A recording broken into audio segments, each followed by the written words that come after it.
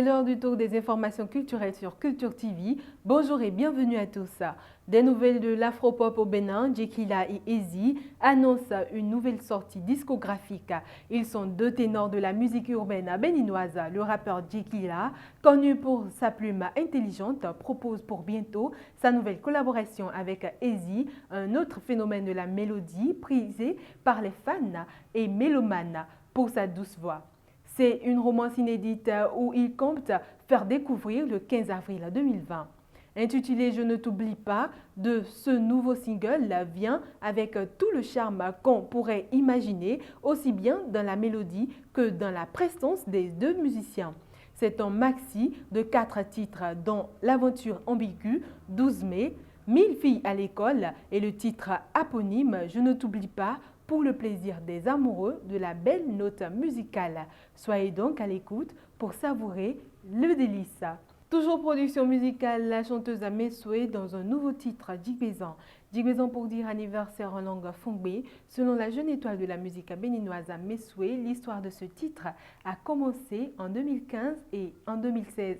J'ai commencé par travailler sur un deuxième morceau solo Djigbezan dont j'ai eu le refrain dans mon sommeil, dit-elle. Et ce n'est qu'en 2020 que l'idée m'est venue de retravailler cette chanson, Djigbezan pour exprimer une sorte d'action de grâce personnelle et collective à Dieu Tout-Puissant, tout en faisant danser tout le monde à travers la musique. J'ai donc décidé de faire le lancement le jour de mon anniversaire qui s'y prête bien et qui est prévu pour le 15 avril 2020 dans quelques jours. Le morceau Djigbezan anniversaire a des particularités dans sa composition.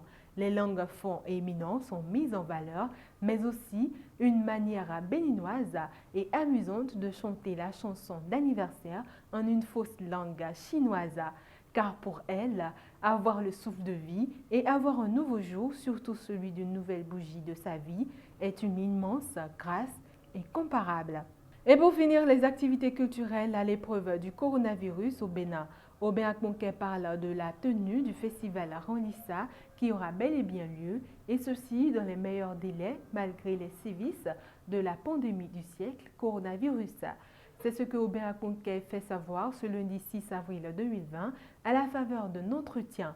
Le promoteur de l'émission Ranlissa, dont le festival porte le même nom, a saisi la tribune du journal Matin Libre pour éclairer la lanterne de ceux qui doutent au sujet de la tenue ou non de l'événement qui rassemble chaque année les ténors de la musique traditionnelle béninoise, notamment les anciennes gloires. Aujourd'hui, avec l'actualité du Covid-19, Aubin Akmonké mentionne que le festival Ranlissa, dont il est le délégué général, se porte bien et ne risque aucune subvention. Quant à ce qui concerne son organisation et sa tenue effective, nous étions dans le nord du Bénin.